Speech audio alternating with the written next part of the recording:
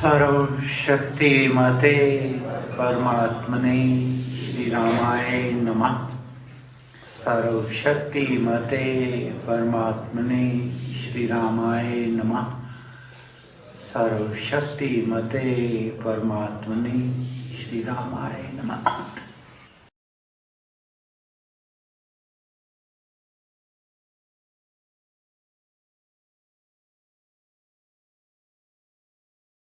नत है मेरे देव जी तब सम्मुख मम्मात, इसके ऊपर अब सदा रखियो मंगल हाथ। गुरु जी को करिए वंदना, भाव से बारंबार नाम सनोखा से किया जिसने भव से पार। पूज्य पिताजी की आवाज सुनते दिल के अंदर तक जहाँ ठंडक पहुंचती है वहां कसक भी होती है। सामने मेरे वो स्थान है जिसको मैं निहार रहा हूं, जहां से वो ज्योति परम ज्योति में सम्मिलित हो गई थी। और जो हम बैठा हूं वो स्थान है जहां पर इसी दिन पूज्य पिताजी साकार रूप में विराजमान थे, लेकिन अब वो ज्योति परम ज्योति में सम्मिलित हो गई है। वो साकार विशाल रूप में निराकार में परिवर्तित हो गया है। जो भी आए 90 दिनों में सबका यही कहना था कि हमें जरा भी नहीं लगता कि पिताजी हमारे से जुदा है। ऐसे लगता है इधर भी पिताजी हैं, उधर भी पिताजी हैं, इधर भी पिताजी हैं।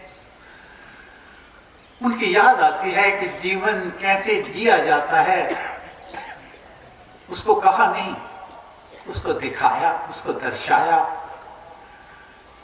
जीवन जी के उदाहरण दिया। क्योंकि अर्जुन को भगवान कृष्ण ने कहा था कि अर्जुन, अधिक ज्ञान की पुस्तकें पढ़ने से तेरा मन विचलित हो गया है। किसी ज्ञानवान की, तपस्वी के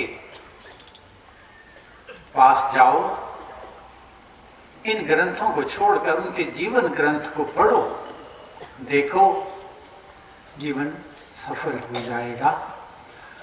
तो पूज्य पिताजी अपने जीवन ग्रंथ से सब कुछ दिखा के गए हैं, पढ़ा के नहीं गए, दिखा के गए हैं।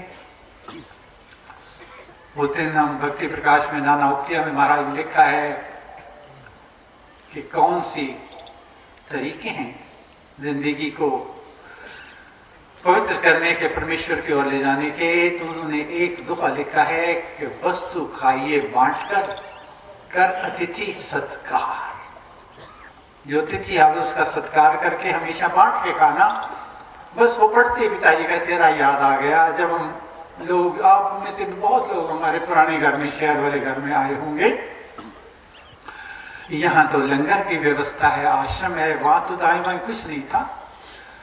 जो भी मिलने आता था पिताजी पहले कहते थे भाई आ जाओ इधर मेज पे आ जाओ। हम खाना खा रहे होते थे, कहते मेरे पास आ जाओ, खाना खाओ मेरे साथ बैठ के, फिर बात करेंगे।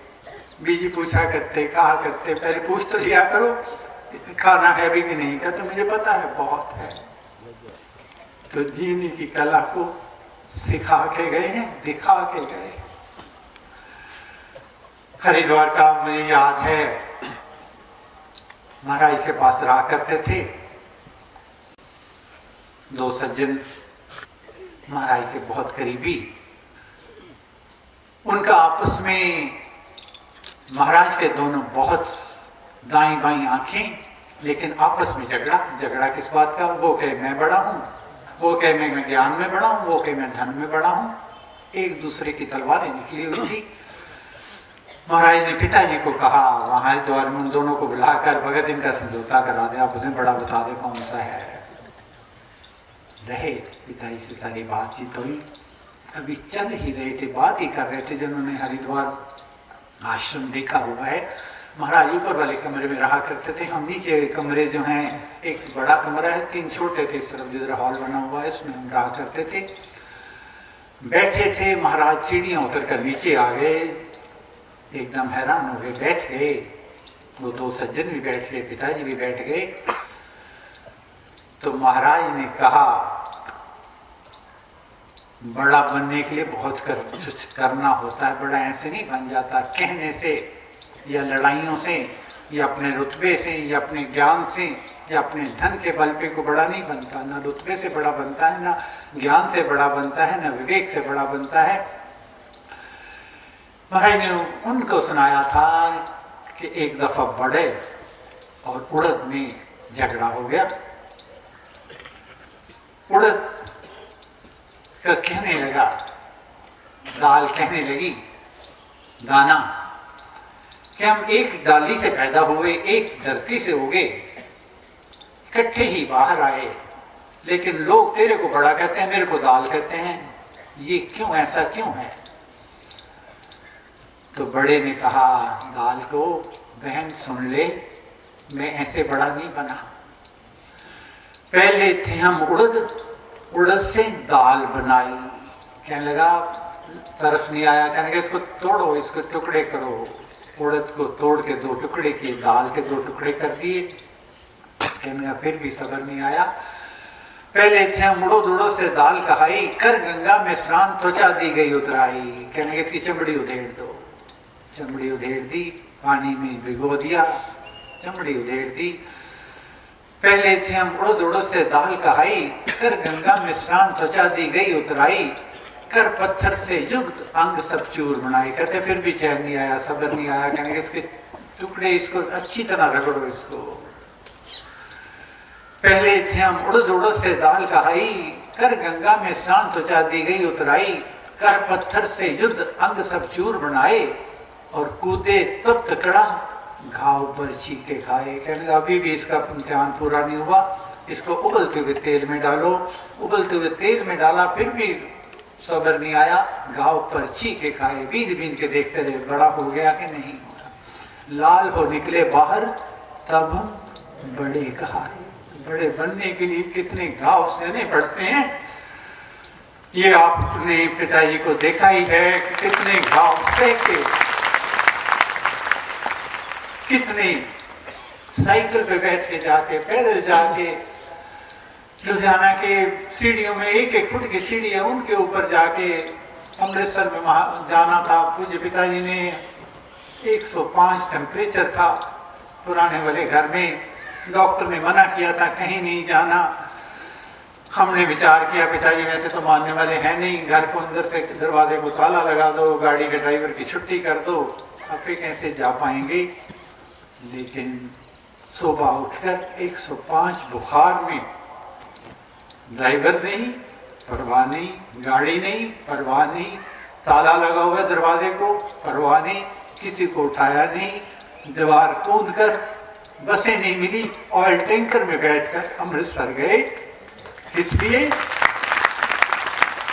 कि कूदे तब तकड़ा घाव बर्छी के खाए। मुझे ये कहना है कि हमें याद रखना है कि कौन से पिताजी की संतान है हम, कौन से पिताजी की संतान है। बड़ा बनने के लिए दिल तो हर एक का करता है बड़ा बनना है, लेकिन बड़ी बनने के लिए बड़ी कुर्बानियां देनी पड़ती है। कोई आगे बैठ के बड़ा नहीं बन जाता। महाराज कहा करते थे, कौवा और कोयल एक जैसे हैं, देखने में एक जैसे हैं, लेकिन बोलते ही पहचान हो जाती है कौन सा कौवा है, कौन सी कोयल है। पहला तो मुझे, क्योंकि पिताजी की आवाज सुन के मेरे से रहा नहीं गया। दूसरा, जो जब यज्ञ यहाँ 90 दिन का रखा जाता है, लोग पूछते हैं उसका उद्देश्य क्या है। आप इसको आश्रम कहते हो, आश्रम की परिभाषा क्या है। इसको तपोभूमि कहते हो, क्यों कहते हो। सिद्ध भूमि कहते हो, क्यों कहते हो। पहली बात तो हमारा 90 दिन का उद्देश्य क्या है। ये नहीं समझना कि 90 दिन में हम कोई यहाँ रहे और बाबा जी बन के बड़े ऊपर भगवान के पास पहुंच के बाहर निकल आए, ऐसा हरगिज नहीं है। ये 90 दिन महाराज ने हमारे को दिए हैं आत्म चिंतन करने के लिए, आत्म निरीक्षण करने के लिए, अपने अंदर झांकने के लिए। क्योंकि गैरों से गैरों की बातें करते हुए, लोगों की खाक झांकते हुए, बाहर तो हमें पता भी नहीं, हम जो करते हैं कहते हैं घरों में जो कर रहे हैं ठीक है, कह रहे हैं ठीक है, सोच रहे हैं ठीक है। क्योंकि अगर हमको कोई बात गलत लगे वहां बैठे हुए, तो कोई भी अपने आप को गलत ना कहना चाहता है ना सुनना चाहता है। वहां बैठे हुए हम इतने रमे होते हैं कि या तो हमें वो अपनी गलती दिखती नहीं, और दिखती है तो अपने तर्क से, अपने विवेक से उसको, उसके पोषण करते हैं उस बात का कि हाँ नहीं, उसने मेरे साथ ऐसा किया तो इस करके मैं कर रहा हूँ, इस करके कर रहा हूँ। अपने तर्क देकर, गलत तर्क देकर अपने आप को खुश करने का यत्न करते हैं। लेकिन ये स्थान जहाँ पर आप बैठे हैं, ये 90 दिनों में यही एक स्थान है जहाँ पर अपने पाप और दोष दिखते हैं। दूसरा, आश्रम किसे कहते हैं? बहुत लोग पूछते हैं कि आश्रम तो बहुत बन गए हैं, देश विदेश में बन रहे हैं, कैसे पता लगे कि आश्रम है कि नहीं है? तो आश्रम आश्रय को कहते हैं। सच्चे संत की शरण में बैठ मिले विश्राम, मन मांगा फल तब मिले जब जपे राम का नाम। शारीरिक या मानसिक कष्ट से पीड़ित होकर, आहत होकर जिस स्थान पर आए और उस स्थान पर प्रवेश करते ही मन को शांति मिले, उस कष्ट से राहत मिलने का अनुभव होने लगे, उस स्थान को आश्रम कहते हैं। जहां भौतिक सुखों का प्रभाव नहीं है और मानसिक आध्यात्मिक सुख का अभाव नहीं है, जहां कोई भेदभाव नहीं है, ऊंच नीच नहीं है, बड़ा छोटा नहीं है, सब जिसके दरबार में आकर बराबर, शहंशाह हो या कोई कदावर, तेरे घर में है सारे। जहां पर भेदभाव नहीं है, भौतिक सुखों का प्रभाव नहीं है, आध्यात्मिक सुख का अभाव नहीं है, उसको आश्रम कहते हैं। जहां आते ही आश्रय मिलता है। दूसरा, तपोभूमि किसको कहते हैं? तपोभूमि की निशानी क्या है? जहां पर तप हो रहा हो और वो तपोभूमि बन जाए, उस तपोभूमि की क्या निशानी है? तो महाराज का कहना था, जिस स्थान पर प्रवेश करने पर अपने पाप और दोष दिखाई देने लग जाए, परमेश्वर के करीब जाने का मन में भाव पैदा होने लग जाए, वो समझना वो तपोभूमि है। तपोभूमि में कोई सोने की चादरें चढ़ाने की कोई नहीं है, पत्रे चढ़ाने की बात नहीं है, कोई बहुत महलों की जरूरत नहीं है, बहुत एयर कंडीशनों की जरूरत नहीं है, बहुत सुख, भौतिक सुखों की जरूरत नहीं है। जहां आते अपने मन के पाप और दोष दिखाई देने लग जाएं, वो तपोभूमि है। और सिद्ध स्थान कौन सा है? जहां आते ही मन को शांति मिले और परमेश्वर का समीपता का अनुभव होने लग जाए, समझ लेना वो सिद्ध भूमि है। लोग कहते हैं जी जहां मन की कामनाएं पूर्ण होने लग जाएं, क्या उसको तपोभूमि कहते हैं, उसको सिद्ध भूमि कहते हैं? तो मुझे ये कहना है कि जब कौरव और पांडवों की लड़ाई का बिगुल बज गया, तो अर्जुन और दुर्योधन दोनों भगवान कृष्ण जी के पास पहुंचे। दुर्योधन जाकर सिराने की तरफ बैठ गया, अर्जुन आया, अर्जुन चरणों में नीचे धरती पर आसन पर चरणों की तरफ मस्तक झुकाकर बैठ गया। भगवान कृष्ण की जब आंख खुली तो देखते हैं अपने पीतांबर ओढ़े हुए भगवान कृष्ण लेटे हुए थे, अपने पीतांबर को हटाकर जब देखते हैं कि अर्जुन बैठा है, तो कहते हैं अर्जुन आज सुबह सुबह कैसे आगमन हुआ तेरा? कहने का महाराज आपको पता है लड़ाई का बिगुल बज चुका है, हम तो आपके बिना असहाय हैं, असमर्थ हैं, दीन हैं, हीन हैं, हमारा तो संसार में कोई भी नहीं है। आपकी सहायता पाने के लिए आपके श्री चरणों में उपस्थित हुआ हूं। ये कहना था, दुर्योधन बोल उठा, मैं भी आया हूं यहाँ पे, अर्जुन नहीं आया, मैं भी आया हूं आपकी सहायता, मैं भी आपकी सहायता मांगने के लिए आया हूं। भगवान कृष्ण मुस्कुरा दिए, कह दुर्योधन मेरे लिए तो तुम दोनों दाई और बाई आंखों, मेरे लिए तो जैसा अर्जुन है वैसे ही दुर्योधन तू है। जो कुछ भी मेरे पास है, धन वैभव संपत्ति सेना नाती गोती, जो कुछ भी शस्त्र, जो कुछ भी मेरे पास है संपत्ति, एक तरफ वो सब कुछ और एक तरफ कृष्ण निहत्था, लड़ाई के मैदान में जो शस्त्र नहीं उठाएगा, एक तरफ वो और एक तरफ उसकी सारे भौतिक माया की रचना, भौतिक सुख के साधन, सेना, सब कुछ एक तरफ और कृष्ण निहत्था निशस्त्र एक तरफ। दो हिस्सों में बांट दिया है। लेकिन क्योंकि मैंने अर्जुन को पहले देखा है, इसलिए दुर्योधन पहला हक उसका मांगने का है, दूसरा हक तेरा है। कहता दुर्योधन सोचने लगा कि अगर इसने ये शस्त्र मांग लिए, ये सेना मांग ली, ये धन वैभव मांग लिया, नाती गोती मांग लिए, धरनी मांग ली, सब कुछ मांग लिया, तो मैं इस जत्थे का क्या करूंगा, रोटी का भी भारू कहाँ ले जाऊंगा, बिठाऊंगा इसको। लेकिन अर्जुन ने क्या कहा था, देव मुझे तो आप और केवल आप चाहिए, कहीं भी हो, कैसे भी हो, जहां भी हो, मुझे तो आपके अतिरिक्त किसी से वास्ता नहीं है। तो जो सिद्ध स्थान होता है, जैसे भगवान कृष्ण जी का दरबार था जहां अर्जुन और दुर्योधन दोनों गए थे, सिद्ध स्थान भी वैसा ही होता है। लेकिन जो मांगने वाला है वो दुर्योधन बन के आया है या अर्जुन बन के आया है, ये उसकी मर्जी की बात है।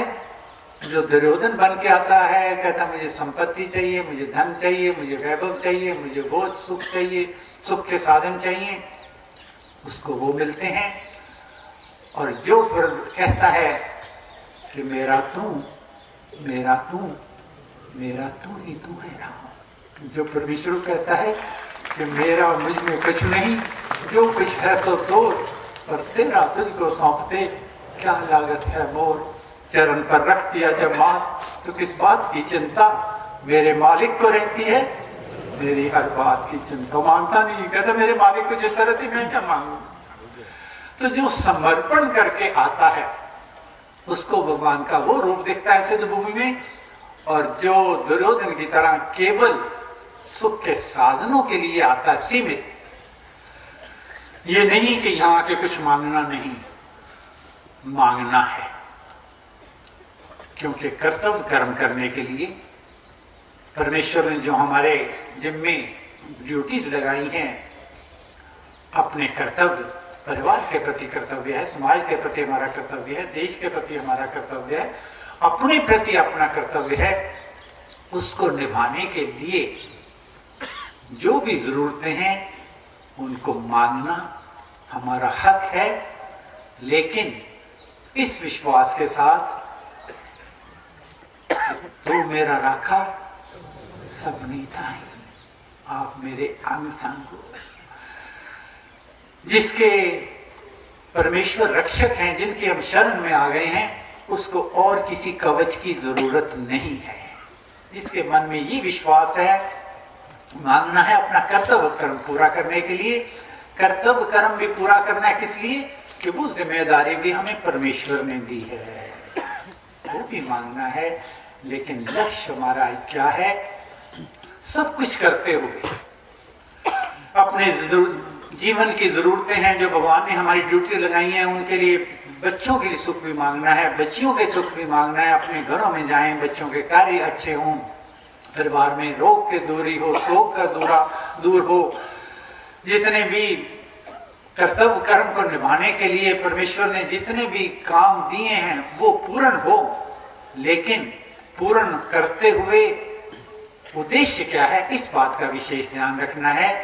उद्देश्य क्या है, राम नाम घट भीतर बसे, सांस सांस नस नस से रसे, सपने में भी न बिसरे राम, राम राम श्री राम राम।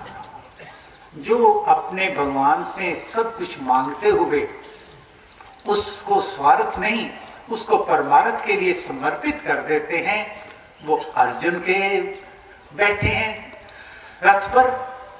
और जो सब कुछ मांगते हुए अपने स्वार्थ तक सीमित रखते हैं, वो दुर्योधन के रथ पर बैठे हैं।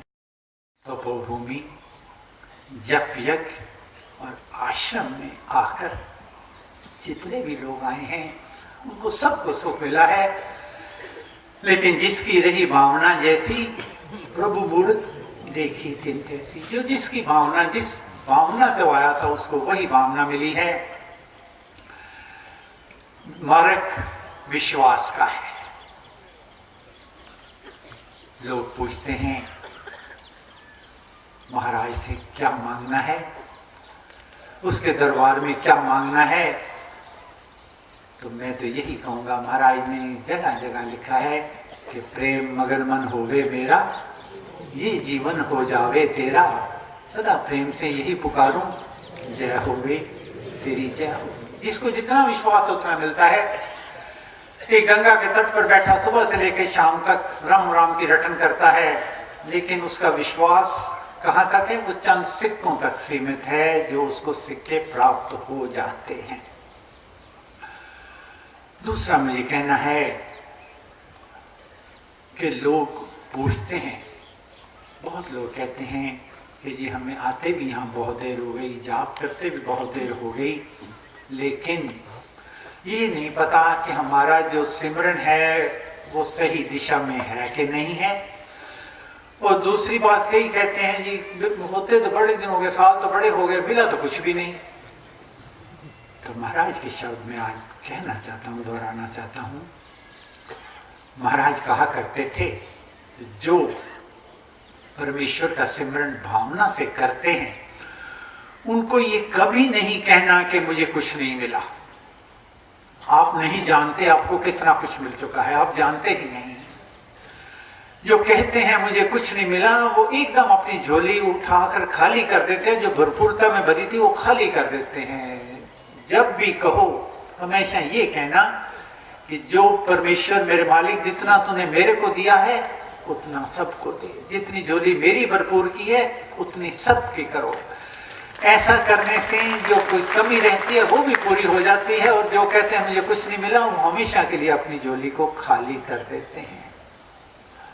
दूसरा, लोग कहते हैं कि ये हमें चांद सितारे नहीं दिखाई दिए, नदियां नाले नहीं दिखाई दिए, वन उपवन नहीं दिखाई दिए, संतों की कतारें नहीं दिखाई दी। क्या हमारा मार्ग सही है कि नहीं है? और हमारा मन नहीं लगता। मन लगने के लिए मैं एक बात कहूंगा कि जब हम सिमरन करते हैं तो मन खाली तो नहीं रहेगा। मन को कुछ ना कुछ तो चाहिए है, उसको सोचने के लिए चाहिए, उसको घूमने के लिए चाहिए, उसको कहने के लिए चाहिए, उसको करने के लिए चाहिए। तो जाप करते वक्त हमेशा पहला तो शुक्राना करना है। जब राम राम कहें, राम राम कहते कहते उसका शुक्राना करते रहना। शुक्र है तेरा शुक्र माल का, शुक्र है तेरा माल का। क्यों? जो उसने दिया है उसकी कीमत हम नहीं जानते। हम मांगते हैं कहते वो मिला नहीं, शुक्राना किस बात का करें? जो शरीर भगवान ने दिया है उसकी कीमत कोई जान नहीं सकता। जो चीज आपको बिना कमाई मिल जाए और जो आपको पता हो आपसे ये जुदा नहीं होगी, उसकी हम कीमत नहीं जानते। ये शरीर हमें बिना कमाई मिला है और ये अंग सारे हमारे साथ रहेंगे, इसका भरोसा है, इसकी कीमत नहीं। एक दिन जब डॉक्टर कह देता आपकी तो एक उंगली काटनी पड़ेगी, तब याद आता है इसकी कीमत। फिर कहते हैं ना मेरा घर भी सारा ले ले, मेरी उंगली मत काटो।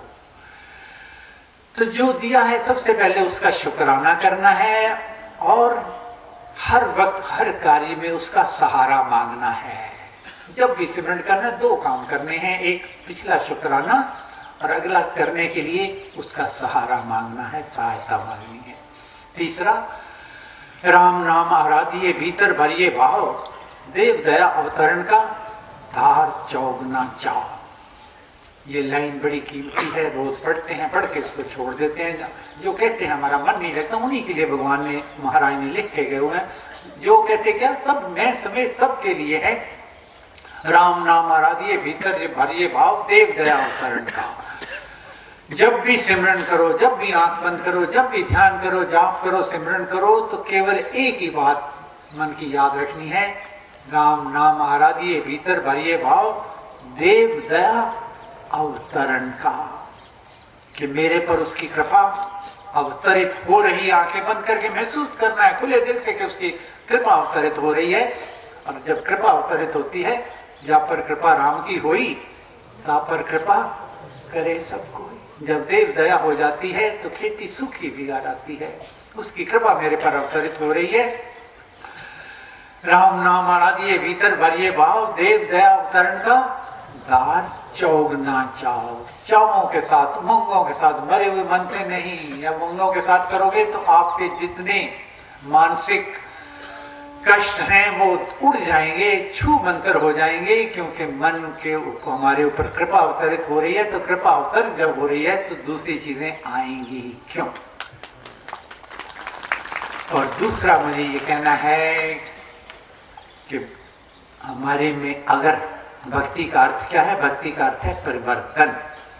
अगर हमारे जीवन में परिवर्तन आरंभ हो गया है, महाराज ने 3 गुण लिखे हैं, निर्भयता, सत्यता और विनीतता। जो राम नाम के उपासक हैं, राम नाम का सिमरन करते हैं, अगर उनमें ये 3 गुण आने आरंभ हो जाएं, निर्भयता, सत्यता और विनीतता। निर्भयता, भय किस चीज का होता है?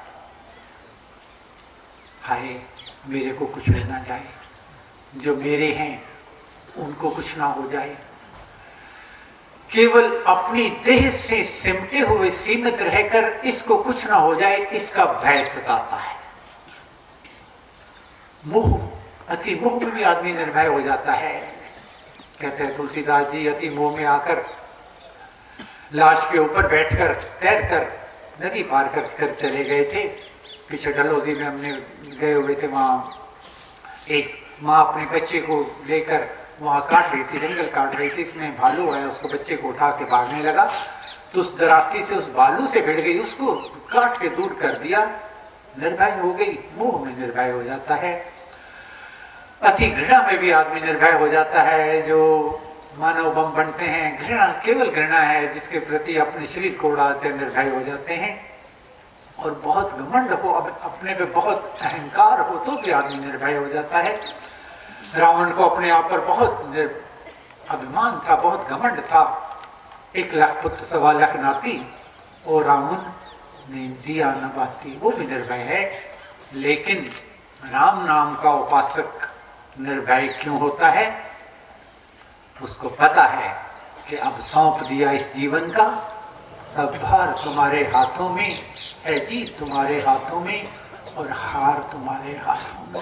उसको विश्वास है कि चरण पर रख दिया जब हाथ तो किस बात की चिंता, मेरे मालिक को रहती है मेरी हर बात की चिंता। उसको निर्भयता है। हानि लाभ सब पारो मैं तो दास कहायो जी। लेकिन किसको रहती है? जो वास्तविक रूप में समर्पण करके परमेश्वर के आगे उस मालिक की मालिकी को कबूल कर लेता है, वो फिर मैं नहीं करता।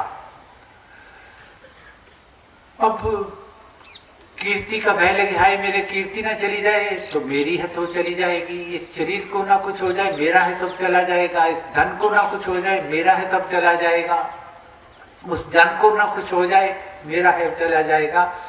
जब मैंने अपनी मालकी खत्म करके जिस मालिक की मालकी है उसकी कबूल कर ली तो फिर मेरे को भय क्यों होगा? तो पहली बात तो निर्भयता की है। लेकिन निर्भयता उन्हीं को मिलती है जिनके मन में ये विश्वास होता है कि जिस नैया के राम खवैया वो नैया फिर क्यों डोले। जिनको विश्वास हो गया कि मेरी नैया के खवैया मेरे मालिक हैं, मेरे गुरु हैं, मेरे परमेश्वर है, मेरा राम है, वो निर्भय हो जाते हैं। और दूसरा है विनीतता, नम्रता। भक्ति के मार्ग में चलने के बाद नम्रता तो आनी ही चाहिए। सो सेवक जो स्वार्थ त्यागी मान नाम दाम से दूर वैरागी। बने सुविनीत जो सेवक होवे, पारित खावे जीवे सोवे। परमेश्वर का जो करीबी बनता है, राम नाम के पथ पर अग्रसर होता है और उस मालिक की मालकी को मानता है, उसका पहला लक्षण है नम्रता, विनीतता। पूज्य पिताजी की स्वर्गीय माता जी सवेरे उठ के यही कहा करते थे, और भी नीवा थी फकीरा, और भी नीवा थी जे तैनू कोई भला बुरा कहे सब नु आखी जी फकीरा, और भी नीवा थी। फल नहीं दिया रुखा नु लगता, उच्चिया नु वहां खावे। तो ये कहना है नम्रता तो आनी ही चाहिए। अगर नम्रता नहीं आई, मन में यही रहा कि मैं आगे हूं, मुझे कीर्ति मिले, मैं सत्संग में आऊं तो मुझे आगे वाले देखें, और कहीं जाऊं तो मेरे दूसरे देखें, जिसके मन में हर वक्त यही चौधर का भाव रह गया। संतों का कहना है कि कृपा ऊपर से नीचे की ओर जाती है। जो ऊंचे सिंहासन पर बैठे रह जाते हैं वो कृपा से वंचित रह जाते हैं, और जो नीचे रह जाते हैं, नीचे बैठे रह जाते हैं, पीछे की तरफ रह जाते हैं, वो कृपा का आलिंगन कर लेते हैं, कृपा का प्रसाद को प्राप्त कर लेते हैं। कृपा हमेशा ऊपर से नीचे को जाती है। कभी ना कहना कि मैं सिंहासन पे बैठूं, सिंहासन पे बैठे तो गए। तो सबसे महाराज ने कहा है एक निर्भयता, और एक विनीतता, और तीसरा सत्यता। सत्यवादी भी बनना चाहिए।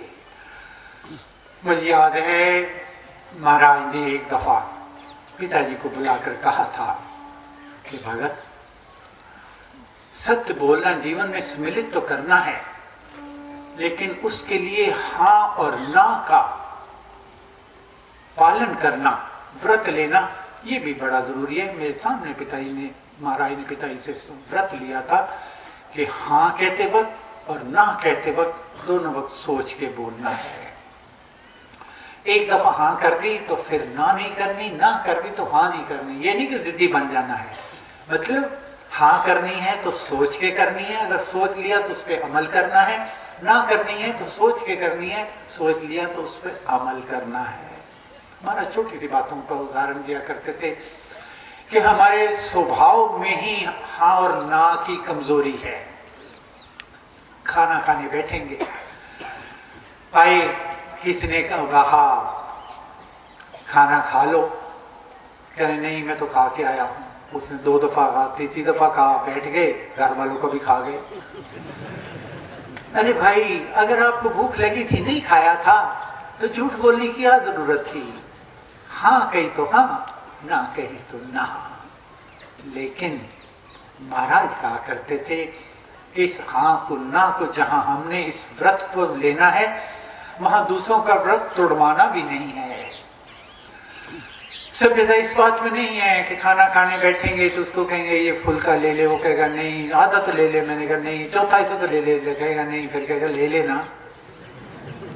अरे भाई, ये कोई शिष्टाचार नहीं है। महाराज के शब्दों में अपनी बात नहीं कर रहा। महाराज का कहना था आपके घर में सेवा करने वाले हैं, लेकिन उनको अलग रख के अपने हाथ से आप दूसरे को भोजन परोसते हो, ये तो शिष्टाचार है।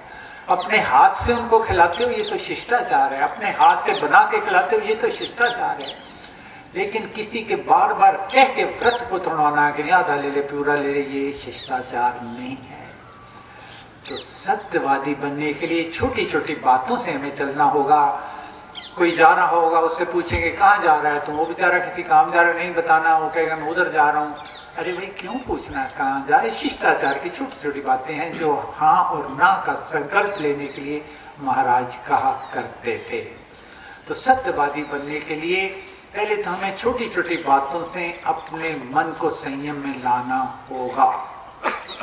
दूसरा महाराज कहा करते थे, कई कहते थे महाराज को, महाराज आप तो ठहरे बाबा जी, आपको तो झूठ बोलने की जरूरत नहीं, हमें दुनियादारी करनी पड़ती है, गृहस्थ निभाना पड़ता है, व्यापार करना पड़ता है, दुकानदारी चलानी पड़ती है, कई झूठ करने पड़ते हैं, भाव ऊपर नीचे कहना पड़ता है, दुकान जो आया उसको सहलाना पड़ता है।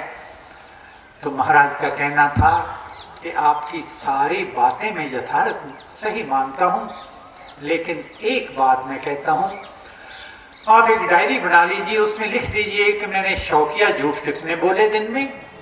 जैसे खाने के लिए आधा खा ले, दूसरा खा ले, मैंने वो नहीं खाना, ये वो जो फालतू के फजूल के झूठ हैं, शौकिया झूठ कितने बोले। और एक तरफ लिखना है मैंने मजबूरी के झूठ कितने बोले, जिनके लिए मैं मजबूर था। आप देखना एक हफ्ते के बाद आपके 95-95% झूठ जो हैं वो शौकिया होंगे, बेवजह होंगे, बेतुके होंगे, और 5% झूठ आपके मजबूरी के होंगे। तो महाराज का कहना था शौकिया झूठ आप छोड़ दो, मजबूरी के मैं छुड़वा दूंगा, मेरा वादा रहा। महाराज कैसे छुड़वाएंगे? जब आप बेतुके फजूल शौक के झूठ छोड़ दोगे तो आपकी वाणी में इतनी शक्ति आ जाएगी कि आपकी हर बात को सच्चाई के रूप में स्वीकार किया जाएगा। आप जो भी बोलोगे शब्द आप देखते रहेंगे, आप क्या बोलोगे, कोई कुछ भी कह ले, लेकिन आपकी वाणी का वो इतबार करेंगे, दूसरे का नहीं करेंगे। जब आपकी वाणी में इतनी शक्ति आ जाएगी तो आपकी झूठ बोलने की हिम्मत जवाब दे जाएगी, टूट जाएगी। आप झूठ बोलने के लिए चाहने पर भी झूठ नहीं बोल सकोगे, क्योंकि आपकी वाणी में सच्चाई की शक्ति अवतरित हो चुकी है। तो आज 90 दिन का जब यज्ञ पूर्ण होती है, पूज्य पिताजी के चरणों में नमस्कार करते हैं। यही विराजमान साकार रूप में थे, अब निराकार रूप में हैं। अब उनकी शक्ति असीम है, उनका आकार असीम है। जब कभी आंखें झुकाई, जब कभी गर्दन झुकाई, देख ली तस्वीरें यहाँ, आंखें बंद करते हैं तो पिताजी का स्वरूप सामने दिखाई देता है। लेकिन यही कहना है, अब तक जो निभाया है आगे भी निभा देना। दीना बंधु दीनानाथ लाज मेरी तेरे हाथ। हम आए कहाँ से ऐसे धनी जो उन बिन काम चला लेंगे। वो समर्थ बाबा ऐसे हैं जो बिगड़ी बात बना ली।